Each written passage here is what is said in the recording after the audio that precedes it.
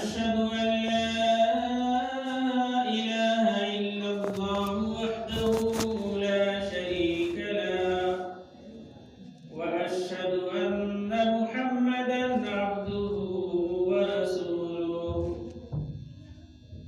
أرسله بالحق بشيرا ونذيرا أما بعد أعوذ بالله من الشيطان الرجيم بسم الله الرحمن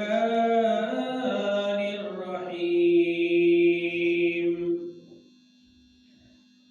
يا أيها الذين آمنوا اتقوا الله حق تقاته ولا تموتن إلا وأنتم مسلمون يا أيها الناس اتقوا ربكم الذي خلقكم من نفس واحدة وخلق منها زوجها وبث منهما رجالا كثيرا ونساء واتقوا الله الذي تساءلون به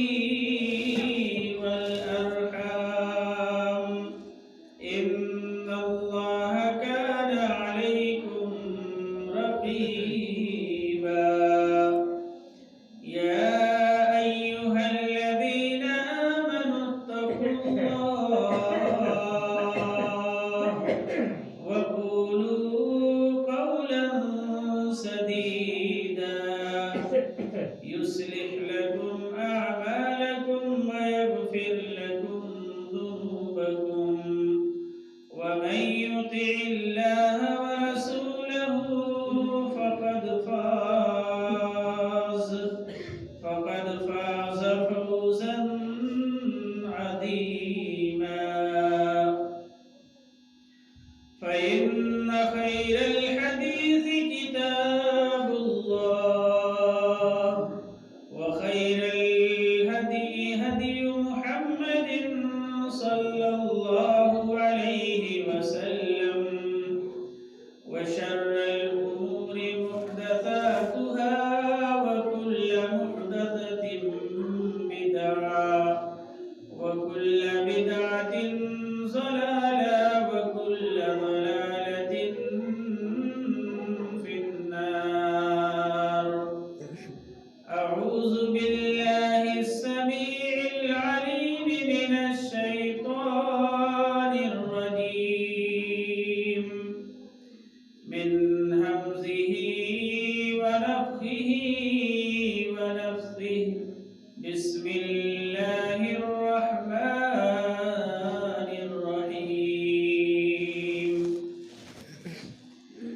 يا أيها الذين آمنوا لا تلهكم أموالكم ولا أولادكم عن ذكر الله ومن يفعل ذلك فأولئك هم الخاسرون وأنفقوا مما رزقناكم من قبل أن يأتي أحدكم الموت فيقول رب لولا أخرتني إلى أجل قريب فأصدق وأكن من الصالحين ولن يؤخر الله نفسا إذا جاء أجلها والله خبير بما تعملون رب اشرح لي صدري ويسر لي أمري واحلل عقدة من لساني يفقهوا قولي رب زدني علما سبحانك لا علم لنا إلا ما علمتنا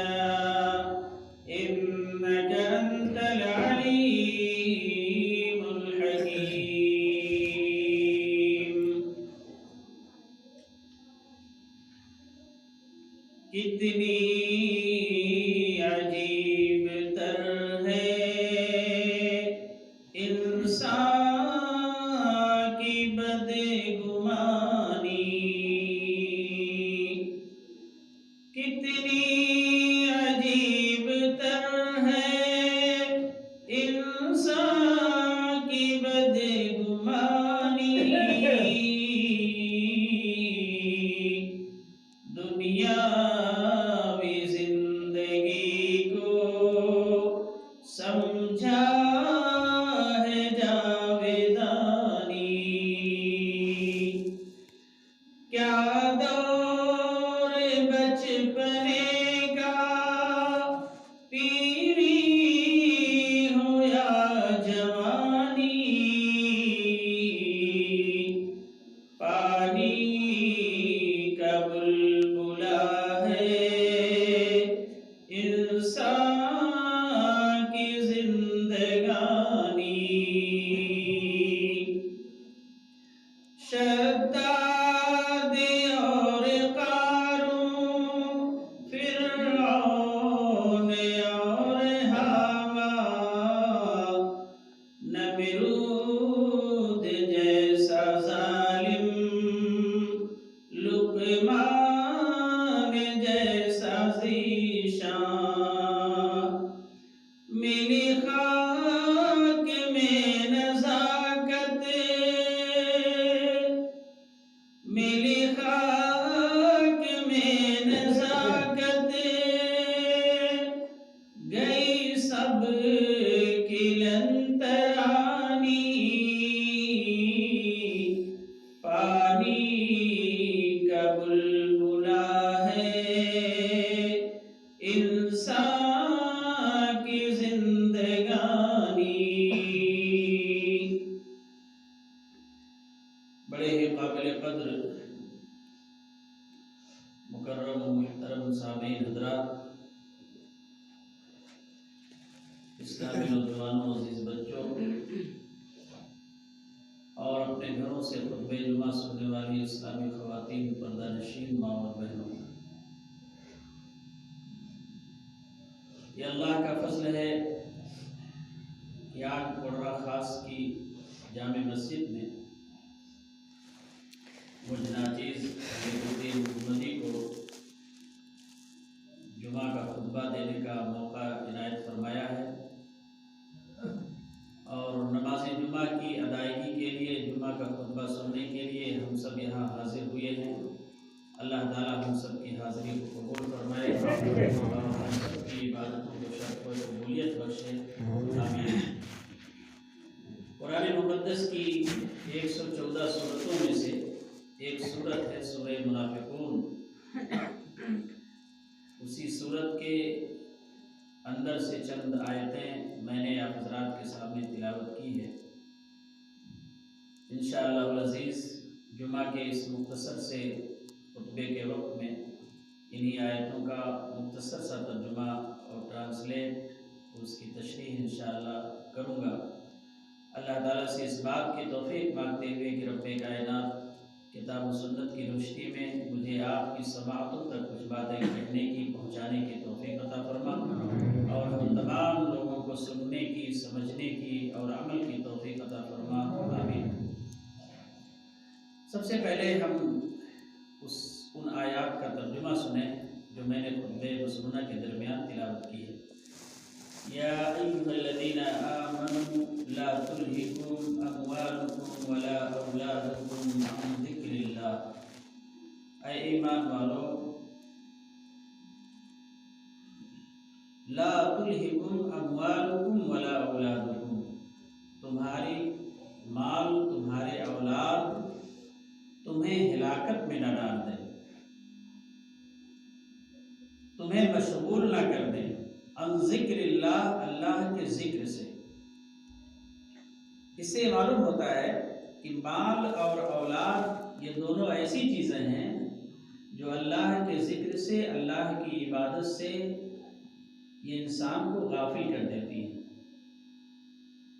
ہمارا اور آپ کا تجربہ ہوگا کہ کوئی کام کرتے ہیں دنیاوی تو تو سوچتے ہیں یار تھوڑا سا اور کر لیں، تھوڑا سا اور کر لیں. اور یہ کس لیے ہوتا ہے؟ اولاد کے مال کو، اولاد کے لیے مال کے چکر میں، اور اسی میں ہم غفلت پڑ جاتے ہیں، غفلت میں پڑ جاتے ہیں، لاپرواہی میں پڑ جاتے ہیں. تو اللہ رب العزت فرماتے ہیں یا ایھا الذین آمنوا لا تلہکم اموالکم ولا اولادکم عن ذکر اللہ.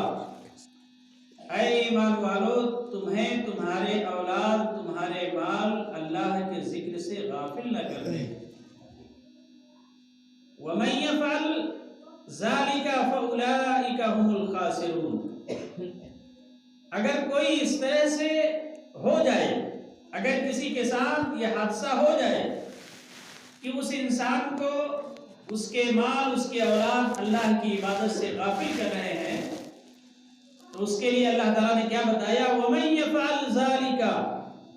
اور اس طرح سے اگر کوئی کرے گا کہ اس کے مال، اس کے اولاد اس کو غافل کر رہے ہیں اللہ کی عبادت سے، فَأُولَٰئِكَ هُمُ الْخَاسِرُونَ. تو یہی لوگ خسارہ اٹھانے والے ہوں گے، یہی لوگ دنیاوی اعتبار سے، اخروی اعتبار سے گھاٹا اٹھانے والے ہوں گے، لاس میں پڑنے والے ہوں گے. وَمَن يَفْعَلْ ذَلِكَ فَأُولَٰئِكَ هُمُ الْخَاسِرُونَ. وَأَنفِقُوا مِمَّا رَزَقْنَاكُم مِّن قَبْلِ أَن يَأْتِيَ أَحَدَكُمُ الْمَوْتُ. اور اے لوگو، اللہ رب العزت نے تمہارے رزق میں جو کشادگی عطا فرمائی ہے، تمہیں جو روزی دیا ہے، جو رزق دیا ہے، اس میں سے خرچ کرو. یہ کیسے لوگوں کو اللہ کہہ رہا ہے؟ اہل ایمان سے کہہ رہا ہے کہ اللہ تعالیٰ نے جو تمہیں روزی دی ہے، چاہے وہ روزی تمہاری کمائی کے ذریعے سے ہو یا آل و اولاد کی کمائی کے ذریعے سے ہو، جو تمہیں روزی میسر ہوئی ہے، جو رزق میسر ہوا ہے، جو مال تمہیں میسر ہوا ہے اللہ تعالیٰ کی طرف سے، اس میں سے خرچ کرتے رہو. من قبل ان یاتی احدکم الموت. اس سے پہلے کہ تمہارے پاس موت آ جائے. اور جب موت آ جائے گی تو آدمی یہ تمنا کرے گا، یہ آرزو کرے گا، فَيَقُولَ رَبِّ لَوْلَا أَخَّرْتَنِي إِلَىٰ أَجَلٍ قَرِيبٍ فَأَصَدَّقَ وَأَكُن مِّنَ الصَّالِحِينَ.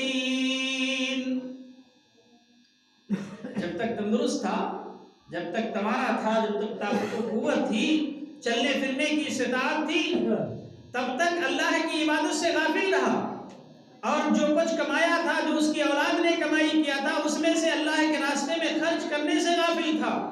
اور جب موت کا وقت بالکل قریب آیا تو آرزو کیا کر رہا ہے؟ آرزو یہ کر رہا ہے، کیا کر رہا ہے؟ فَيَقُولَ رَبِّ لَوْلَا أَخَّرْتَنِي. اے میرے پروردگار، مجھے چند لمحوں کے لیے، چند دنوں کے لیے، چند گھنٹے کے لیے موقع دے دے. کس بات کی موقع دے دے؟ وَمَن يَفْعَلْ ذَلِكَ فَأُولَٰئِكَ هُمُ الْخَاسِرُونَ. وَأَنفِقُوا مِمَّا رَزَقْنَاكُم مِّن قَبْلِ أَن يَأْتِيَ أَحَدَكُمُ الْمَوْتُ فَيَقُولَ رَبِّ لَوْلَا أَخَّرْتَنِي إِلَىٰ أَجَلٍ قَرِيبٍ. موت کے وقت بالکل آرزو کرے گا، کہے گا کہ اللہ مجھے موقع دے دے، تھوڑا سا چانس دے دے. فَأَصَّدَّقَ. کہ میں اپنے مالوں میں سے صدقہ کر لوں. وَأَكُن مِّنَ الصَّالِحِينَ. اور اللہ کے راستے میں صدقہ کر کے، اللہ کے راستے میں خرچ کر کے میں نیک بندوں میں شامل ہو جاؤں. یہ آرزو کب کرے گا؟ مرنے کے وقت. تو اللہ رب العزت آگے اسی آیت کے اندر فرما رہا ہے وَمَن يَفْعَلْ ذَلِكَ فَأُولَٰئِكَ هُمُ الْخَاسِرُونَ. وَأَنفِقُوا مِمَّا رَزَقْنَاكُم مِّن قَبْلِ أَن يَأْتِيَ أَحَدَكُمُ الْمَوْتُ فَيَقُولَ رَبِّ لَوْلَا أَخَّرْتَنِي إِلَىٰ أَجَلٍ قَرِيبٍ فَأَصَّدَّقَ وَأَكُن مِّنَ الصَّالِحِينَ. وَلَن يُؤَخِّرَ اللَّهُ إِذَا جَاءَ. دوسری جگہ اللہ فرماتا ہے اذا جاء اجلها لا يستأخرون ساعة ولا يستقدمون. کہ جب موت کا وقت آ جاتا ہے تو پھر ایک لمحے کے لیے، ایک پل کے لیے، ایک سیکنڈ کے لیے چانس نہیں ملتا. یہ ہماری آرزو دھری کی دل رہ جائے گی. اس لیے اپنی جوانی میں، اپنی زندگی میں، اپنے طاقت و قوت کے وقت میں اللہ کی عبادت زیادہ سے زیادہ کر لو. اللہ کے راستے میں دیے ہوئے مالوں میں سے، اپنے اولاد کی کمائی میں سے اللہ کے راستے میں خرچ کر لو.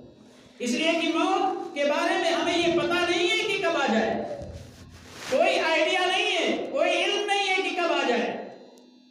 اللہ رب العزت فرماتے ہیں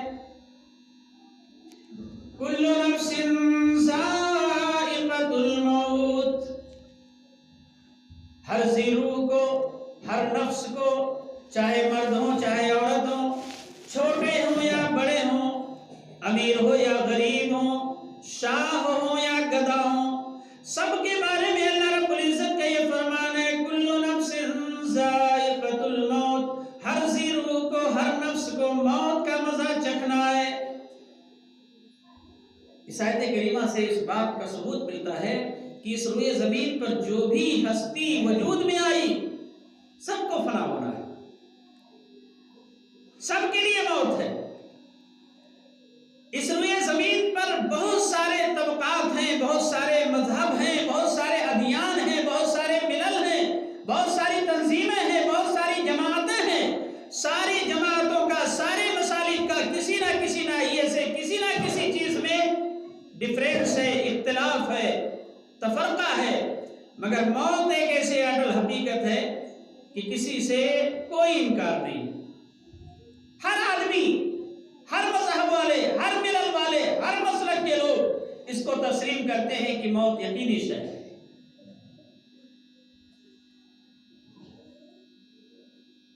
اسی لیے ہمیں اور آپ کو چاہیے کہ ہم موت کی تیاری کریں. موت کے اندر اگر تھوڑی سی مہلت ہوتی تو اس روئے زمین پر سب سے عظیم شخصیت پیارے نبی جناب محمد رسول اللہ صلی اللہ علیہ وسلم وفات نہ پاتے. 22 لاکھ مربع میل پر حکومت کرنے والی شخصیت، جس کا نام لے کر کے عورتیں اپنے بچوں کو سلاتی تھی کہ بیٹے سو جاؤ، عمر آ رہا ہے. اگر موت کے اندر ذرا سی رخصت ہوتی تو عمر فاروق کو موت نہ آتی. قارون، حامان، شداد، فرعون، جس کے خزانوں کی چابیاں، کنجیاں کھچروں پر لادی جایا کرتی تھی، اگر موت کے اندر ذرا سی سستی ہوتی تو وہ اس روئے زمین پر نہیں مرتے. موت یقینی شے ہے. امیر ہو، غریب ہو، چھوٹا ہو، بڑا ہو، اسے موت آنی ہے. اور اس آیت شریفہ کے اندر اللہ رب العزت نے پہلی آیت کے اندر جو بتایا یا ایھا الذین آمنوا لا تلہکم اموالکم ولا اولادکم عن ذکر اللہ. تمہارے مال، تمہارے اولاد تمہیں اللہ کی یاد سے غافل نہ کر دے. اور اس کا ترجمہ، اس کا ٹرانسلیٹ، اس کی تشریح دوسری آیت سے ہوتی ہے وَمَنْ أَعْرَضَ عَنْ ذِكْرِي فَإِنَّ لَهُ مَعِيشَةً ضَنْكًا وَنَحْشُرُهُ يَوْمَ الْقِيَامَةِ أَعْمَى. اس روئے زمین پر اپنے اولاد کے چکر میں، اپنے مال کو سمیٹنے کے چکر میں جو اللہ کی عبادت سے غافل ہو جائے گا، اس کا حشر کیا ہوگا جانتے ہیں؟ وَمَنْ أَعْرَضَ عَنْ ذِكْرِي فَإِنَّ لَهُ مَعِيشَةً ضَنْكًا وَنَحْشُرُهُ يَوْمَ الْقِيَامَةِ أَعْمَى. اللہ رب العزت فرماتے ہیں جو میرے ذکر سے، میری عبادت سے، میرے ذکر سے، میری عبادت سے جو اعراض کرے گا، سرکشی کرے گا، تکبر کرے گا، گھمنڈ کرے گا، انحراف کرے گا، یہ اللہ کی عبادت نہیں کرنی. مال کھا رہا ہے، اللہ کی دی ہوئی نعمتوں کو استعمال کر رہا ہے. سورج، چاند اور دیگر چیزیں جو اللہ کی نعمتیں ہیں، ساری چیزوں سے فائدہ اٹھا رہا ہے، مگر اللہ کی عبادت سے کوسوں دور ہے. ابھی کورونا پیریڈ میں اللہ کی ایک بہت بڑی نعمت جو بغیر پیسے کے ہم اور آپ حاصل کرتے ہیں، آکسیجن. آکسیجن، آپ نے اس کی اہمیت کورونا پیریڈ میں جانکاری لی ہوگی کتنا آکسیجن کی اہمیت ہے. کئی لاکھ روپیہ دینے کے باوجود بھی آکسیجن کے سلنڈر نہیں ملا کرتے تھے، اور نہ ہونے کی وجہ سے کتنے لوگ لقمہ اجل کے شکار ہو گئے. یہ اللہ اللہ رب العزت کی طرف سے عظیم نعمت ہے جو بلا کسی پیسے کے، بلا کسی روپے کے، پتہ نہیں کتنے لاکھوں روپے کے لیے ایک انسان کے لیے ایک دن میں، ایک رات میں اللہ تعالیٰ آکسیجن ہمارے لیے مہیا کرتا ہے۔ لیکن اس کے باوجود اللہ کی ان دی ہوئی نعمتوں کو دیکھ کر کے، پانے کے باوجود بھی اللہ کے ذکر سے ہم غافل رہتے ہیں۔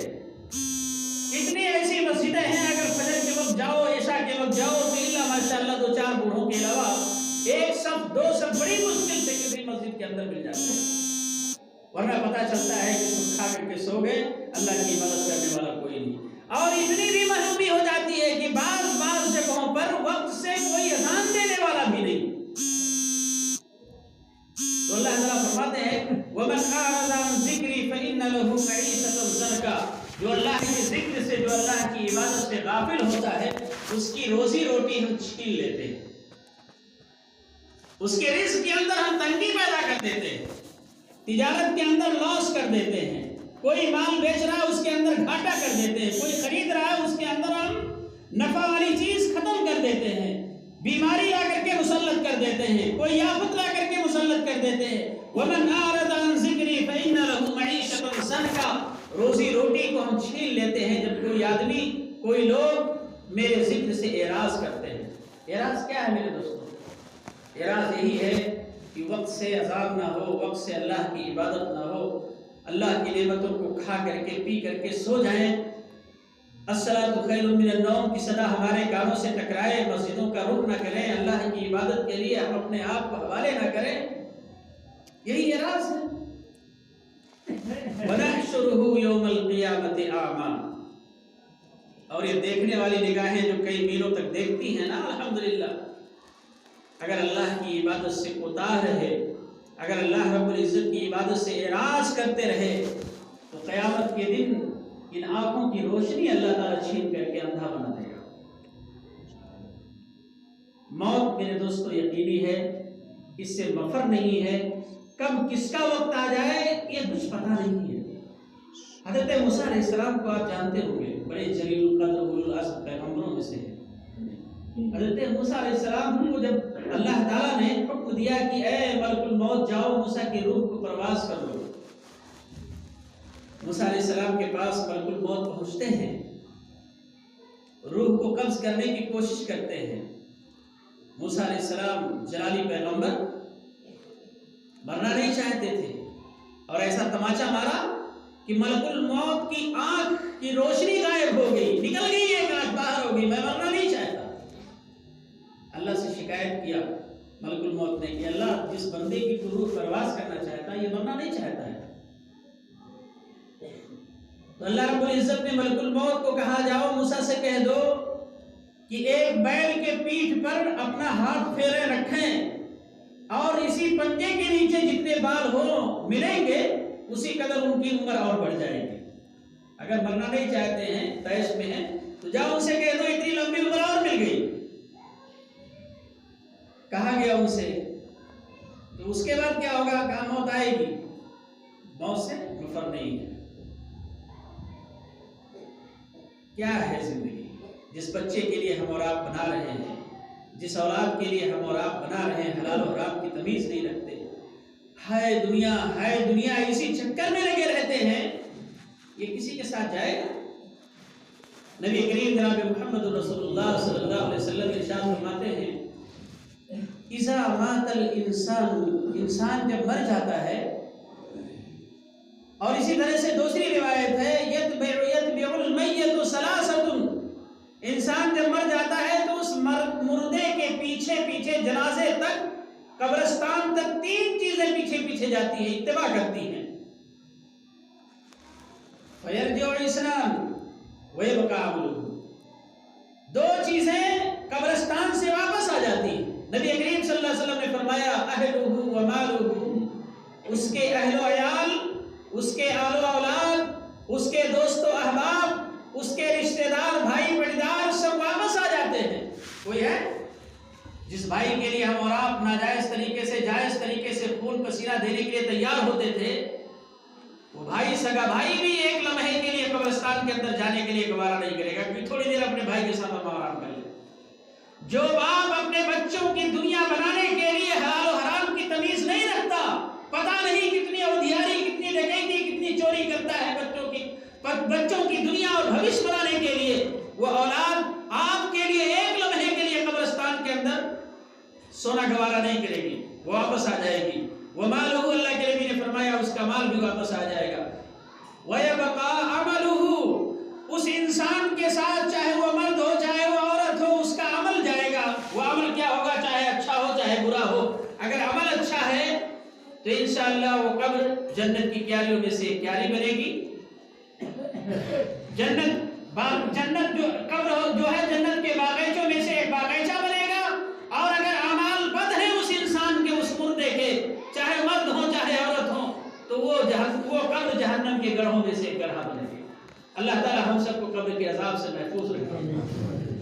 قبر کے عذاب کی بات آ گئی میرے دوستوں، ہم اور آپ دنیا کے غفلت میں اس قدر پڑے ہوئے ہیں کہ نہ موت کی فکر ہے نہ قبر اور حشر کی فکر ہے۔ حضرت سعد بن معاذ رضی اللہ تعالیٰ عنہ بڑے جلیل القدر صحابی ہیں۔ یہ ایسے صحابی ہیں جب ان کا انتقال ہونا ہوا تو ان کی روح کے استقبال کے لیے اللہ تعالیٰ نے آسمان کے سارے دروازوں کو کھول دیا تھا، ان کی روح کے ویلکم کے لیے، خوش آمدید کہنے کے لیے۔ اور یہ ایسے صحابی ہیں جن کے جنازے میں 70,000 فرشتے شامل ہوئے۔ سعد بن معاذ رضی اللہ تعالیٰ عنہ، حدیث کے اندر آتا ہے جب ان کو رکھا گیا قبر کے اندر جب انہیں رکھا گیا تو قبر نے ضبطے لیا، قبر نے دبوچا انہیں بھی، اور تھوڑی دیر کے بعد دبوچنے کے بعد قبر پھر کشادہ ہو گئی۔ 70,000 فرشتے جن کے جنازے میں شامل ہوں، جن کے لیے دعائیں مغفرت کریں۔ ہمارے بارے میں آتا ہے اللہ کے نبی نے فرمایا جس کے جنازے میں کوئی موحد، اگر 40 موحد کسی میت کے لیے سفارش کرے جنازے میں شامل ہو تو انشاءاللہ اس کی بخشش ہو جائے گی، مغفرت ہو جائے گی۔ ایک حدیث میں 100 کا درجہ آتا ہے، 100 لوگوں کا تذکرہ ہے کہ 100 موحد مسلمان مومن اگر جنازے کی نماز پڑھتے ہیں، مغفرت کرتے ہیں تو بخشش ہو جائے گی۔ اور یہاں صحابی رسول کا عالم ہے، ان کی روح کے استقبال کے لیے آسمان کے سارے دروازے کھول دیے گئے ہیں۔ 70,000 فرشتے شامل بھی ہیں ان کے جنازہ میں، اور قبر کا یہ عالم ہے کہ قبر نے انہیں بھی دبوچ دیا۔ ضبط قبر سے ہم اور آپ نہیں بچ پائے۔ جس کے اعمال جس قدر خراب ہوں گے اسی قدر قبر انہیں دبوچے گی۔ حدیث کے اندر آتا ہے اگر اعمال بد ہوں گے، برے اعمال ہوں گے تو بائیں پسلی دائیں جانب، دائیں پسلی بائیں جانب، اس طرح سے پس جائیں گے ہم۔ اللہ تعالیٰ ہم سب کو قبر کے عذاب سے محفوظ رکھے۔ تو یہ موت ہے میرے دوستوں، موت کی فکر کرو، اور اسی موت اور اسی زندگی میں کچھ ایسے کام کر جاؤ کہ مرنے کے بعد بھی آپ کا ذکر نیک لوگوں میں ہو، اچھے لوگوں میں ہو۔ آپ نے جو اپنے ہاتھوں سے کر دیا، مرنے کے بعد بھی نیکیوں کا سلسلہ جاری رہے۔ نبی کریم صلی اللہ علیہ وسلم کی ایک حدیث سنا کر کے اپنا گفتگو انشاءاللہ ختم کروں گا۔ اللہ کے نبی فرماتے ہیں اذا مات الانسان انقطع عنه عمله الا بثلاث، جب انسان مر جاتا ہے نیکیوں کا جو سلسلہ ہوتا ہے جاری رہنے کا وہ بالکل بند ہو جاتا ہے۔ اس پر ہمارا اور آپ کا یقین ہے؟ مر گئے سب کچھ ختم، نہ ہم برائی کر سکتے نہ ہم اچھائی کر سکتے۔ اللہ کے نبی نے لیکن تین قسم کے لوگوں کو مستثنا کر دیا، مگر 3 قسم کے لوگ ایسے ہیں جو دنیا کے اندر کچھ ایسے کام کر کے گئے ہیں کہ جب تک وہ چیز رہے گی مرنے کے بعد بھی انشاءاللہ ثواب کا میٹر، نیکیوں کا میٹر جاری رہے گا۔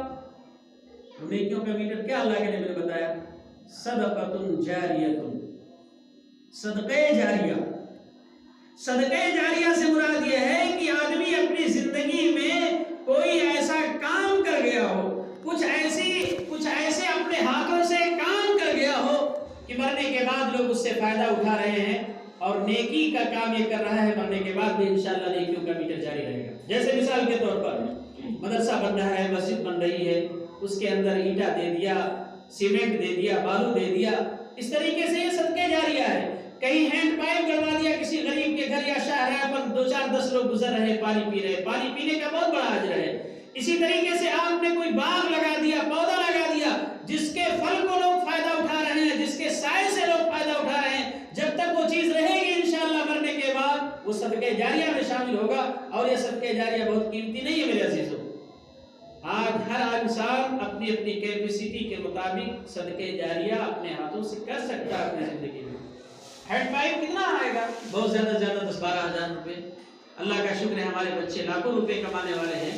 اگر سال میں 1-2 ہینڈ پائپ ہم لگوا دیں, مسجد میں 2-4 پنکھے لگوا دیں, کسی مدرسے کے اندر 2-4 ہزار ٹالی 2-4 ہزار اینٹا دے دیں, یا اسی طریقے سے سیمنٹ دے دیں, جب تک وہ چیز رہے گی انشاءاللہ تب تک وہ صدقہ جاریہ کے کام میں آئے گا. یا آپ نوٹ کر لیں. اسی طریقے سے اللہ کے نبی نے فرمایا صدقۃ جاریۃ او علم ينتفع به, ایسا علم جس کے ذریعے سے لوگ فائدہ اٹھائیں. آپ نے علم حاصل کیا, آپ اللہ کا شکر عالم دین ہے, حافظ قرآن ہے, کوئی کتاب لکھ رہے ہیں, لکھ دیا آپ نے, لکھنے کا ثواب آپ کو ملے گا. لیکن آپ کے پاس طاقت نہیں ہے کہ اس کتاب کو طباعت کروا کر کے پریس سے چھپوا کر کے ہم غریبوں میں مفت بانٹ دیں. طاقت نہیں ہے تو آپ کیا کریں گے؟ کسی مالدار سے رابطہ کریں گے, کسی امیر سے رابطہ کریں گے کہ بھائی میں نے کتاب یہ لکھ دیا ہے, چھاپنے کے لیے دینا چاہتا ہوں اور مفت میں تقسیم کرنا چاہتا ہوں, میرے پاس پیسہ نہیں ہے. اگر وہ آدمی اس میں حصہ بٹاتا ہے تو انشاءاللہ وہ جاہل گرچہ کیوں نہ ہو, وہ سیٹھ, وہ امیر, انشاءاللہ وہ علم جیسے عالم جیسے وہ فائدہ پائے گا. صدقہ جاریہ کے طور پر انشاءاللہ اس کو اجر ملے گا. اسی طریقے سے اللہ کے نبی نے تیسرا عمل بتایا وَلَدٌ صَالِحٌ يَدْعُو لَهُ, نیک اولاد جو اپنے ماں باپ کے لیے دعا کرتا ہو. یہ مرنے کے بعد انشاءاللہ بھی اس کا نیکیوں کا سلسلہ جاری رہے گا. لیکن نیک اولاد بنے گا کیسے؟ جب ہم اپنے چھوٹے چھوٹے معصوم بچوں کو سینٹ زیور جیسے ادارے میں, عیسائیوں کے اداروں کے اندر بھیج دیں گے جہاں پر قرآن و حدیث کی تعلیم نہیں ہوگی, جہاں پر یہ نہیں سکھایا جائے گا کہ الف سے اللہ ہوتا ہے, اے سے اللہ بنتا ہے, جہاں پر یہ سکھایا جائے کہ اے سے انار ہوتا ہے, ایپل ہوتا ہے, سیب ہوتا ہے, اس کے بارے ہم امید نہ رکھیں کہ ہمارے بچوں کو ایسی اسکولوں میں صدقہ جاریہ کے طور پر ہمارے بچے بن پائیں گے. سب سے پہلے اپنے بچوں کو, معصوم بچوں کو 5th کلاس تک مکتب کے اندر تعلیم دلانے کی کوشش کرو. اس لیے کہ مکتب کی تعلیم کے اندر اگر بچہ تعلیم حاصل کر لے, پھر اس کے بعد کچھ بھی بنے چلے گا انشاءاللہ, ڈاکٹر بنے, انجینئر بنے, IAS, PCS جو بھی کچھ کرنا چاہے کرے.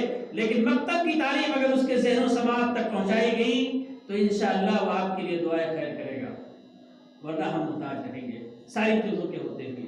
اللہ تعالیٰ سے ہم دعا کرتے ہیں کہ بارے الہ ہمیں موت کی فکر کرنے کی توفیق عطا فرما, اور قبر کا جو منزل ہے اللہ تعالیٰ مرنے کے بعد ہمارے لیے قبر کی منزل کو تو آسان فرما دے. اور ہمارے جو مرحومین ہیں ابو کی شکل میں, امی کی شکل میں, بھائی کی شکل میں, بھتیجے کی شکل میں, اللہ سب کے قبر کو تو کشادہ فرما دے. وآخر دعوانا الحمدللہ رب العالمین. اپنی گفتگو ختم کرنے سے پہلے میں ایک آپ سے گزارش کرتا ہوں, گزارش کرتا ہوں. آپ سب الحمدللہ مجھ ناچیز کو غالباً پہچانتے ہی ہوں گے, سب اللہ کا شکر ہے اکثریت لوگ حمید الدین محمدی کٹیا سے وابستہ. اس وقت الحمدللہ 76 بچے شعبہ حفظ میں موجود ہیں. اللہ کا شکر ہے 2015 میں اس کی بنیاد ڈالی گئی تھی, اور بنیاد ہی سے لے کر اب تک جو بھی کام ہوتا رہا الحمدللہ تھوڑا بہت زیادہ تعاون آپ لوگ الحمدللہ کرتے رہے, اللہ قبول فرمائے. ابھی آج کے 15 دن پہلے جمعہ کو فردوس گرلز کالج کا بنیاد رکھا گیا, جو آپ لوگوں نے واٹس ایپ اور فیس بک پہ الحمدللہ دیکھا ہوگا. کچھ فاضل علماء کرام, نیک علماء کرام کے ہاتھوں سے بنیاد رکھی گئی. الحمدللہ اللہ کا شکر ہے کہ ہو سکتا ہے کل یا پرسوں, جیسا کہ مستری کے یا ٹھیکیدار کے بیان کے مطابق کل یا پرسوں سے مکمل اس پر کام ہوگا, بنیاد تک سے, جس کے اندر تقریباً 6 لاکھ روپے خرچ ہو رہے ہیں. میں آپ سے درخواست کرتا ہوں کہ اس فردوس گرلز کالج کے لیے جس میں ہماری قوم کی بچیاں انشاءاللہ پڑھیں گی, دینی تعلیم حاصل کریں گی, عصری تعلیم بھی حاصل کریں گی, صدقہ جاریہ کے طور پر, نیک کام کے طور پر آپ مٹیریل کے طور پر حصہ لے لیں. سادہ بالو ہے, مورگ ہے, مٹی ہے, سریا ہے, اس طرح سے مزدوری کا پیسہ ہے, آپ اس میں حصہ لیں. نماز کے بعد انشاءاللہ ہم لوگ وقت دیں اور تھوڑا تھوڑا کر کے آپ لوگ اس میں تعاون کریں, اور اللہ تعالیٰ آپ کو اس کا بہتر بدلہ دے. بارک اللہ لنا ولکم فی القرآن العظیم ونفعنا وإياکم بالآیات والذکر الحکیم انہ تعالی جواد کریم.